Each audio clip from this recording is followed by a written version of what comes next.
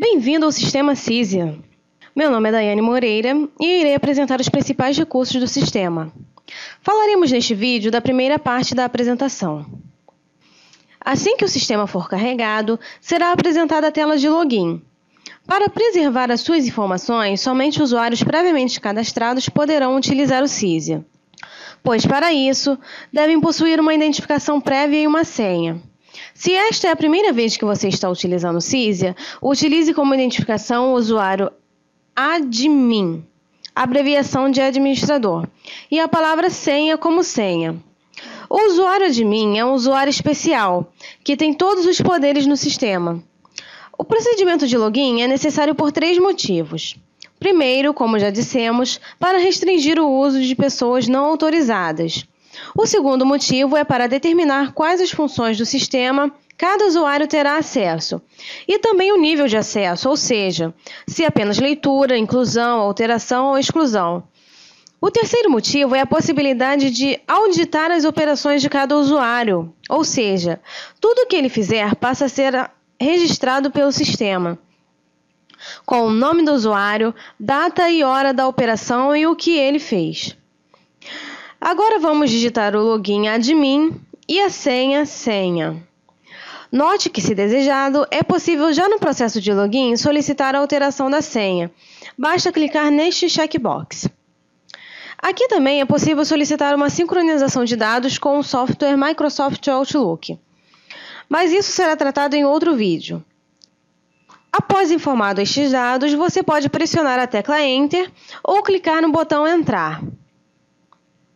Uma vez realizado o procedimento de login, entramos na tela principal do CISIA, que é dividida em várias subtelas, que também chamamos de abas. A primeira aba apresentada é a sua agenda para o dia atual. Falaremos posteriormente mais sobre o uso deste recurso e das demais abas da tela principal, pois o nosso ponto de partida será o cadastro de pessoas. Para abrir o cadastro de pessoas, você pode utilizar o menu Cadastro ou clicar no botão Pessoas na barra de botões principal e ainda apenas clicar na tecla F3 do seu computador. O CISIA é baseado no gerenciamento das informações sobre pessoas. Quando falamos de pessoas, estamos nos referindo aos diversos tipos de pessoas que fazem parte do dia a dia de um escritório de advocacia, sejam estas pessoas físicas ou jurídicas.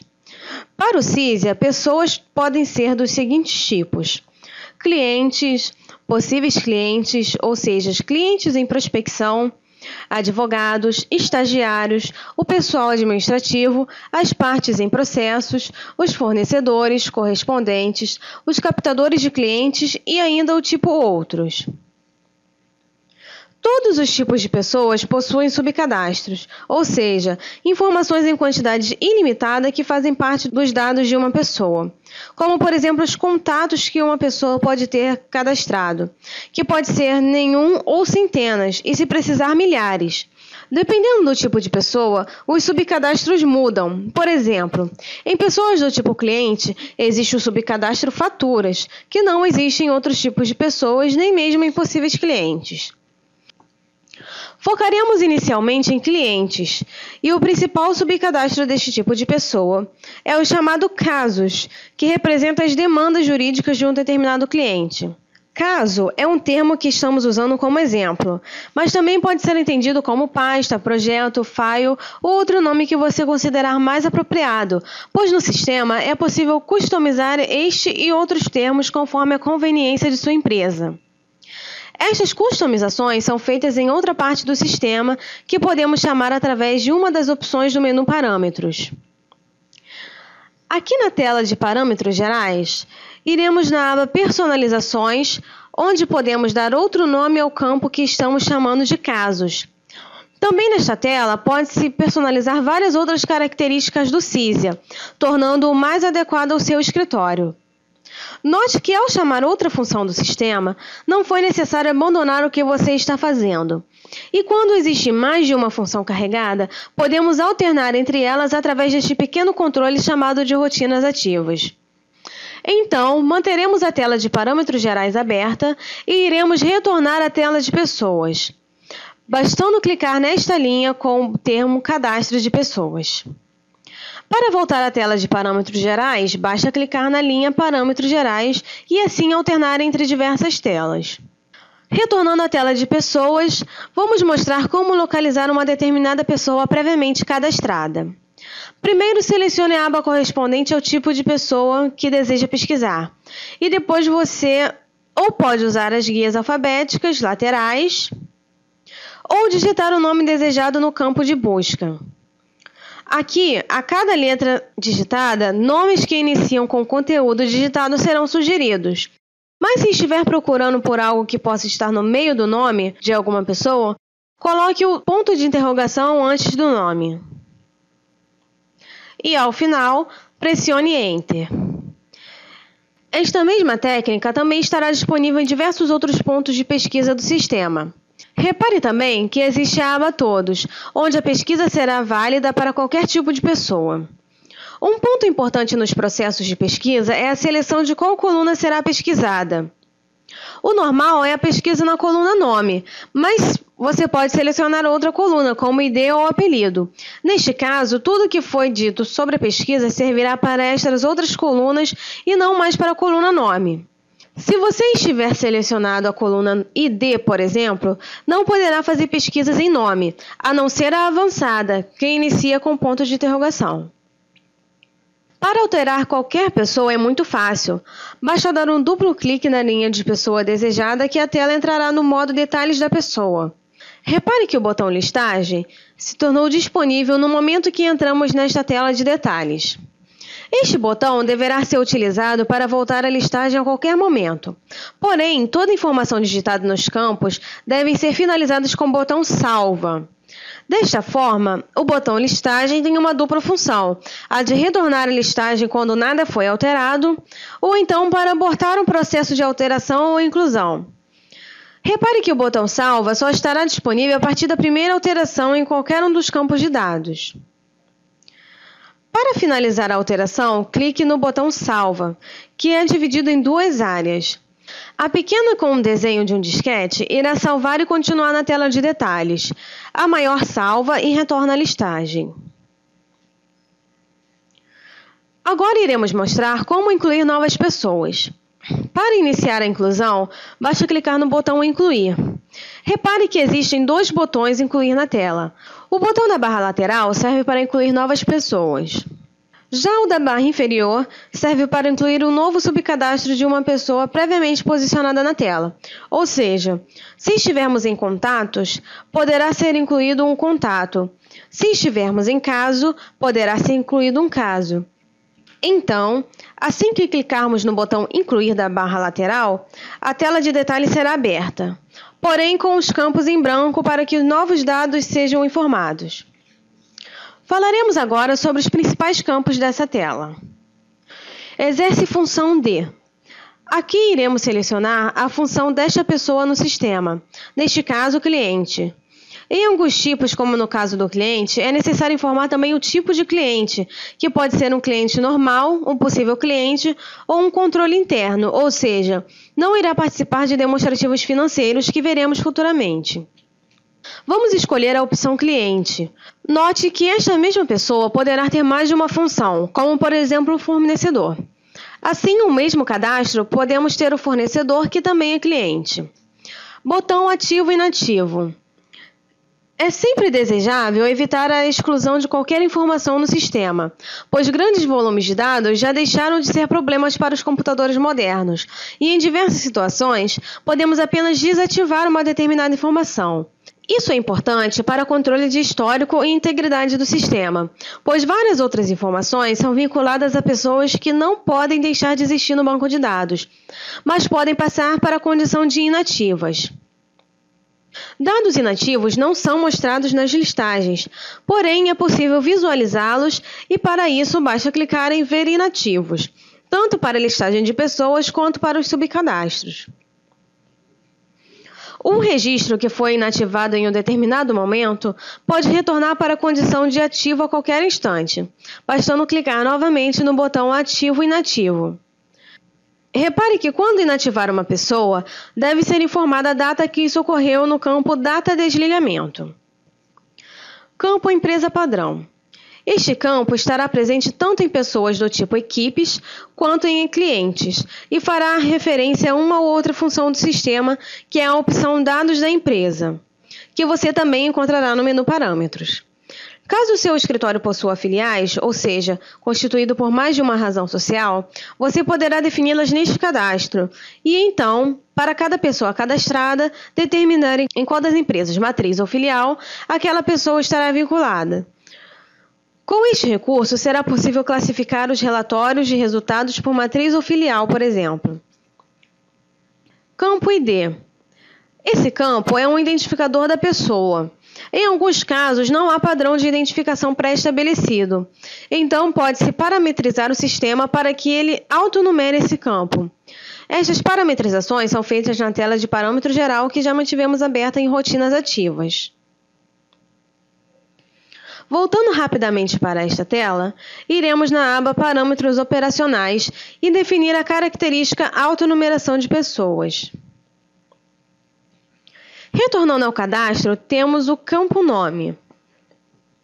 Ao iniciar a inclusão de nova pessoa, pode-se pesquisar se a mesma já existe no sistema, clicando no pequeno botão à direita dos campos após informar o nome ou parte dele.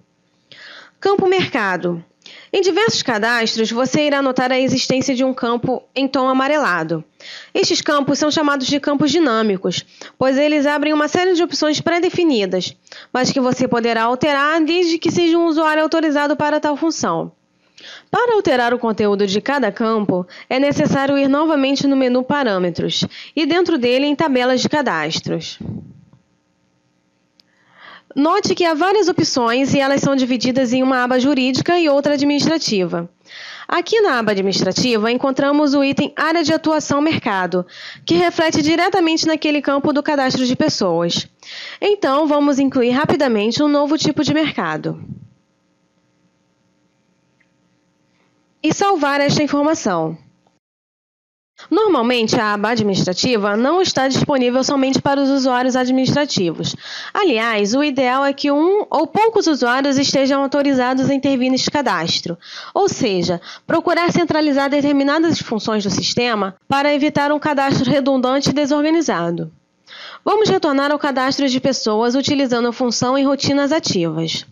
E verificando as opções disponíveis no campo Mercado, já podemos perceber que o novo item passou a estar disponível. Campo de e-mail. No campo de e-mail, o botão ao lado do campo irá abrir o programa padrão de e-mails configurados no Windows, já preenchendo o destinatário com o conteúdo do campo. Campo Data de Nascimento. Quando se tratar de pessoa física, podemos informar ao sistema a data de nascimento dela.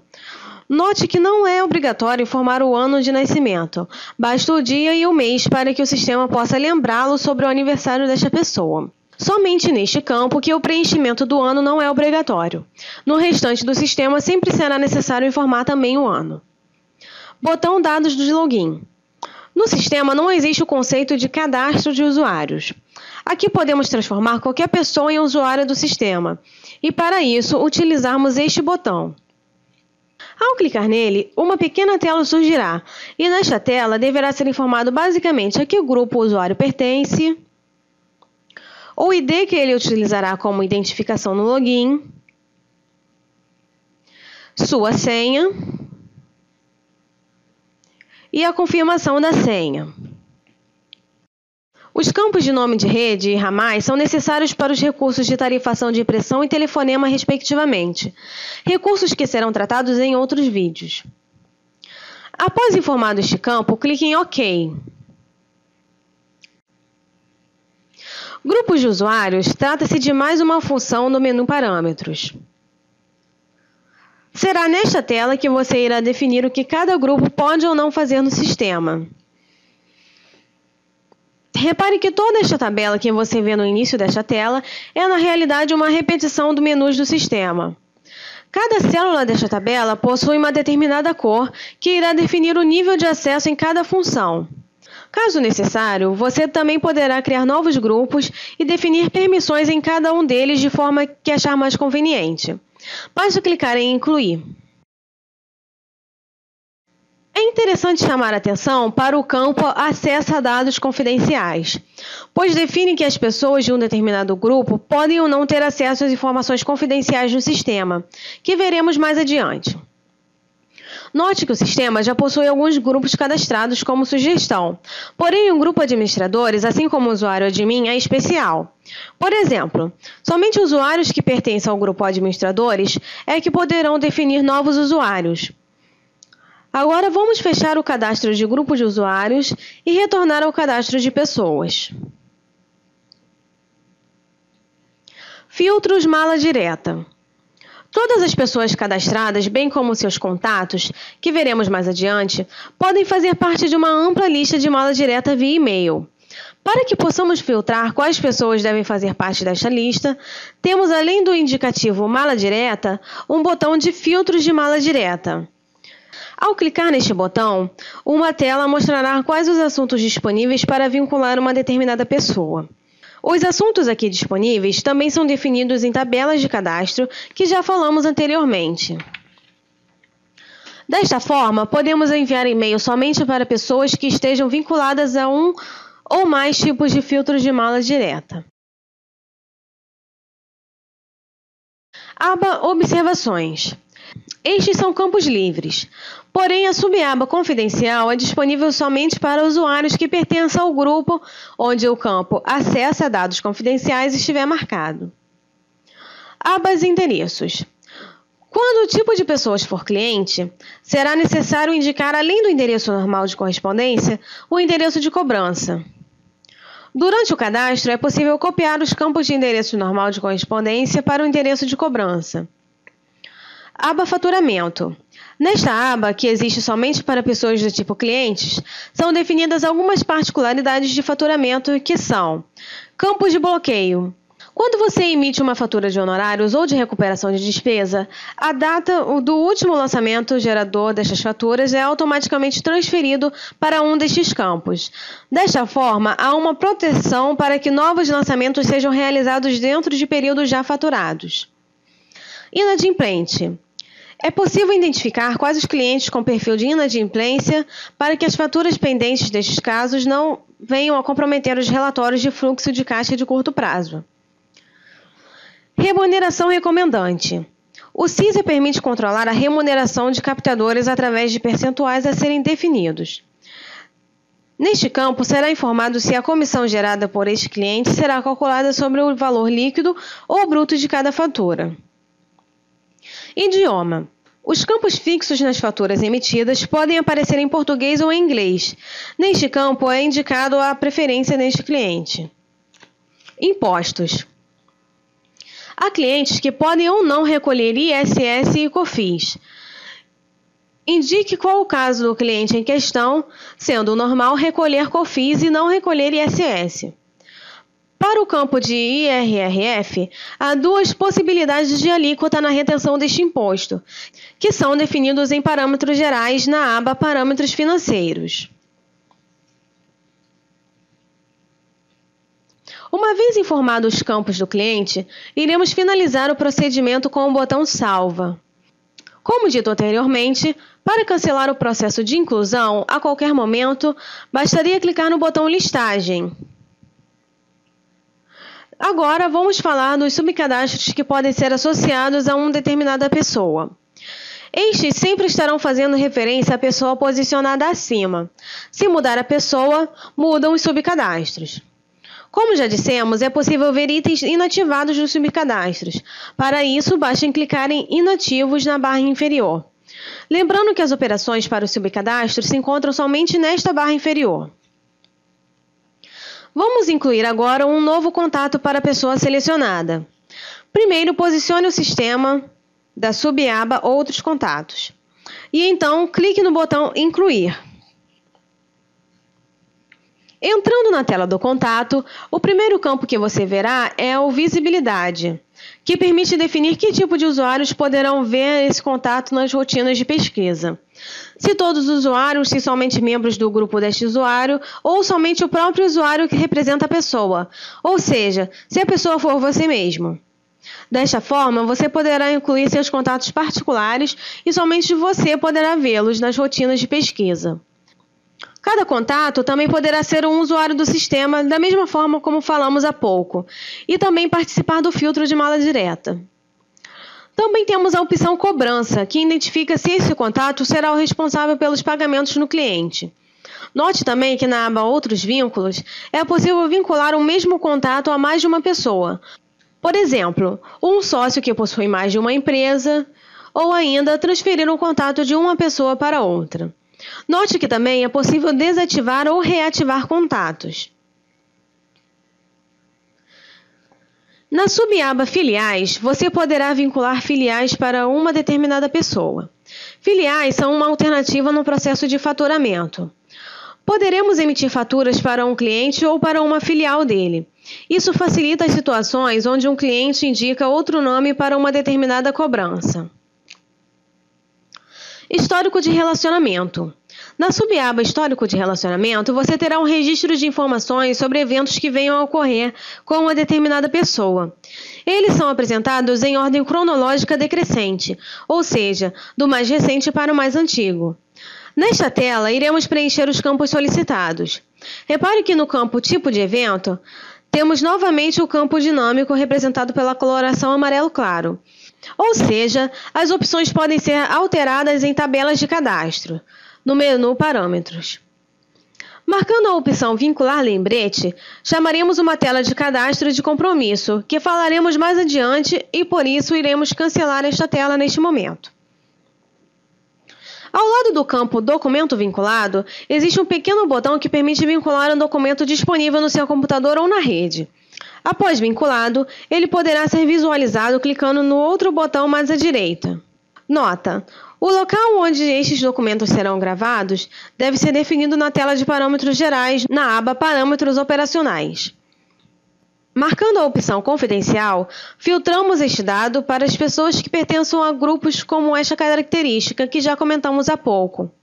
O botão Transfere permite transferir este evento para outra pessoa. Após informados todos os dados, basta clicar no botão Salvar. Contratos. Na subaba Contratos, você irá incluir os contratos celebrados entre a sua empresa e seus clientes. Vamos abrir um contrato existente para comentar sobre os campos.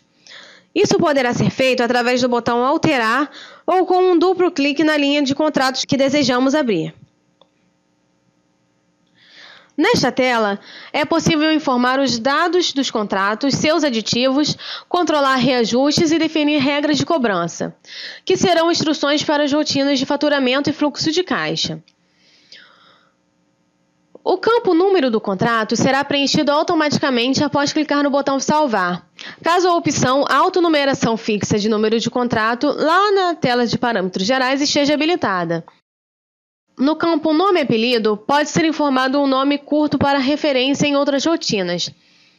Repare nesta tela, existem alguns campos com a coloração amarela que são definidas na tela de tabelas de cadastros. Para que não haja necessidade de excluir um contrato, existe um botão ativo e inativo. Falaremos mais destes campos no vídeo que tratará dos recursos de faturamento. Aba Casos.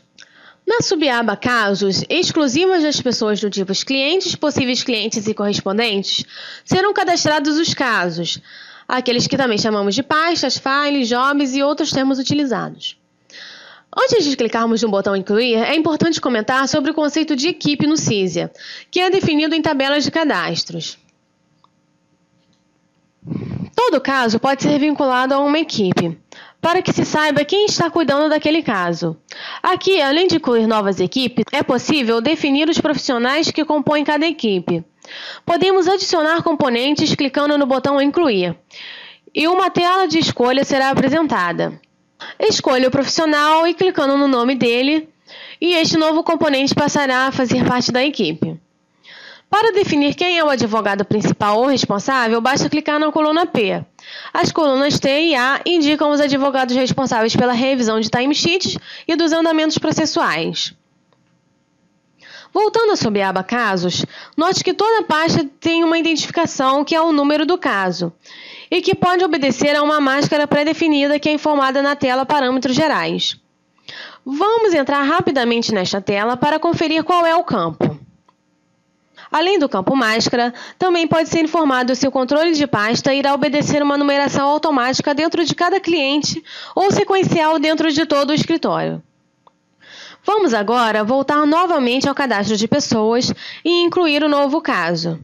O primeiro campo que iremos preencher é o número do caso. Como estamos configurados para que ele faça isso automaticamente, um novo conteúdo já é sugerido. No campo apelido, temos uma identificação alternativa à pasta, que muitas vezes é utilizada para informar o código interno que seu cliente já possui para o mesmo caso. O campo volumes indica quantos volumes físicos o caso ocupa nos arquivos necessários para a geração de etiquetas e controle de check-in e check-out de pastas em seu arquivo físico. Os casos devem ser vinculados a contratos que tenham sido previamente cadastrados na subaba Contratos que já comentamos. Ou então, podemos cadastrar um novo contrato clicando neste botão Novo. Talvez um determinado caso não possua forma de cobrança. Neste caso, deve-se marcar o campo Sem contrato. Em casos, o conceito de ativo e inativo é diferente. Nele é informado quando o caso foi encerrado, e isso pode ser feito em dois momentos. O primeiro momento é o encerramento judicial, ou seja, informa-se o encerramento de um órgão público, mesmo que o caso continue gerando demanda interna ao seu escritório. O segundo momento é o encerramento administrativo, ou total, ou seja, a partir de quando o escritório deixa de investir esforços no caso.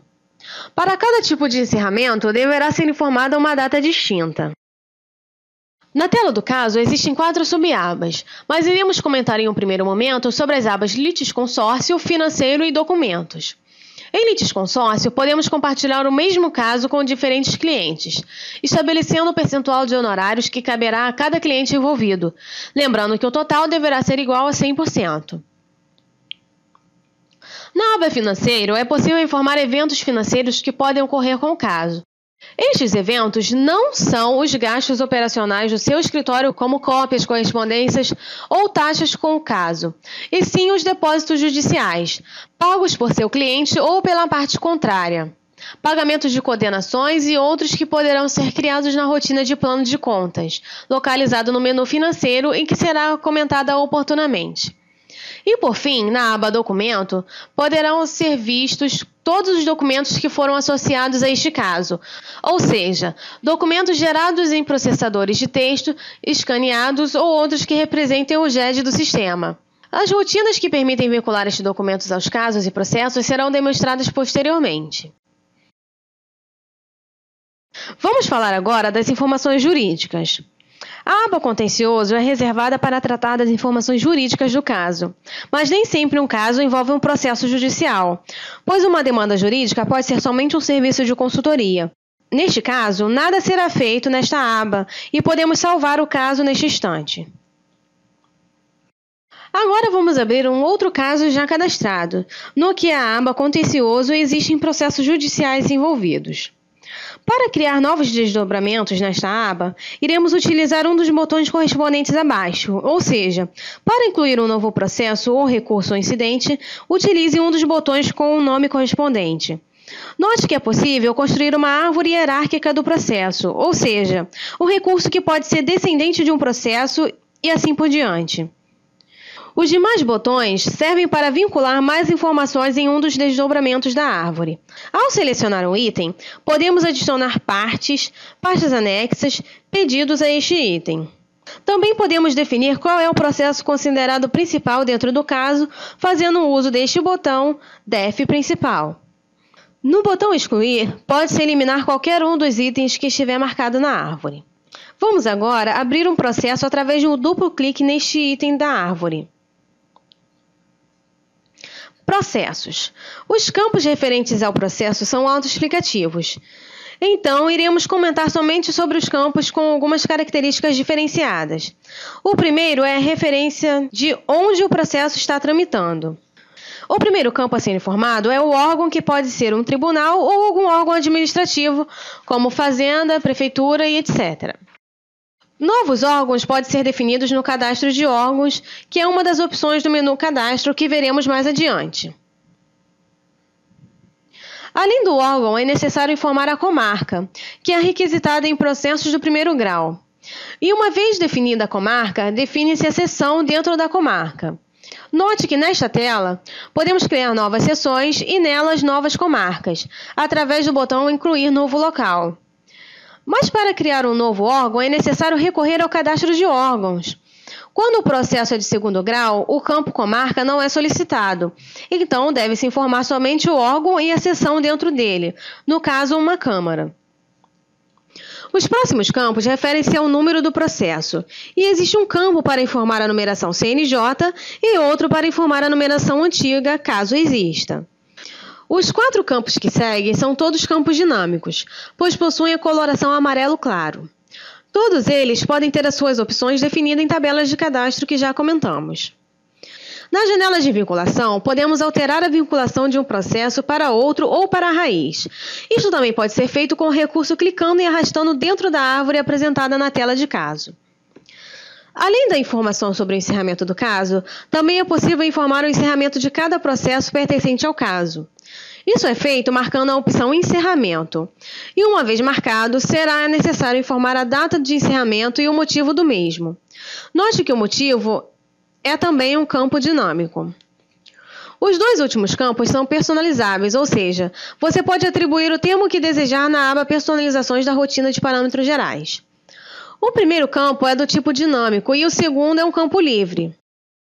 Na aba Partes, é possível adicionar quantas pessoas quiser ao processo, atribuindo a cada uma delas uma posição diferente em relação ao processo. O campo Posição também é um campo dinâmico. Dentro desta tela, é possível cadastrar novas partes que ainda não existam no cadastro de pessoas, tipo partes.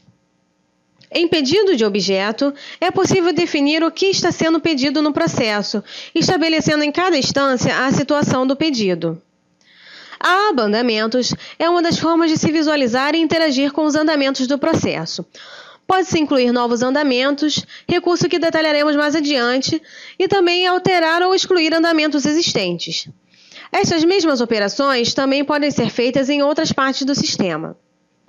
Botão Log. Você deve ter reparado que em vários lugares há um botão chamado Log. Este botão permite que seja visualizado o log de operações vinculadas a um determinado registro. Então, se clicarmos no botão quando o tema é andamentos, o log do andamento posicionado será apresentado. Nele é informado quando a operação foi feita, qual usuário a fez e o que ele fez. Repare que na tela do processo também há um botão Log, que traz as operações sobre o processo, assim como na tela de caso e de pessoas. A aba Documentos possui as mesmas características da aba com o mesmo nome na tela de caso, que já falamos. A aba Documentos possui as mesmas características da aba com o mesmo nome na tela de caso, que já falamos. Porém, enquanto nos casos são apresentados todos os documentos vinculados ao caso, independente a qual processo ele foi vinculado, aqui serão apresentados somente os documentos vinculados a este processo específico. Podemos solicitar que o sistema dispare um e-mail automaticamente a cada novo andamento cadastrado. Esse e-mail pode ser direcionado ao seu cliente, à sua equipe ou a ambos, dependendo de como você irá interagir com os 2 campos. Por fim, temos o botão Web. Este botão irá abrir a tela do website do tribunal onde o processo está vinculado. Mas para que este recurso funcione adequadamente, são necessários diversos parâmetros e configurações que também serão tratados em outros vídeos. Como não fizemos nenhuma alteração neste processo, iremos sair desta tela com o botão Cancelar e a tela do caso. Recursos e incidentes. Para incluir um novo recurso ou incidente, basta clicar no botão correspondente após posicionado em qual processo da árvore ele será vinculado. O CISA trata os recursos e incidentes também como processos, porém com uma redução de campos e alterações em alguns. Em função disso, a tela apresentada é muito parecida com a tela de processos. Aqui faltam alguns campos e outros passam a ter um nome diferente. Portanto, muito do que falamos sobre o cadastro de processos também se aplica para os recursos e incidentes. Iremos cadastrar um recurso rapidamente, informando apenas um número fictício para ele e clicaremos no botão Salva para salvar o recurso e retornar à tela do caso. Vinculação de partes e pedidos. Ainda na subaba Contencioso, também podemos adicionar partes e pedidos de objeto. Em pedidos de objeto, a diferença entre cadastrar na tela de caso ou dentro de um processo é que na tela dos casos, os pedidos podem estar desvinculados dos processos, ou seja, a vinculação pode ser realizada diretamente ao caso. Já em partes, não há diferença. É apenas uma forma mais prática de ver e vincular partes nos processos. Porém, visualizando através de árvore dos processos dentro do caso. Transferindo um caso. Dentro da tela do caso, há a indicação a que cliente o caso pertence. Ao lado direito deste campo, há um botão denominado Transf, de transferência. Ao clicar neste botão, podemos transferir um caso de um cliente para o outro.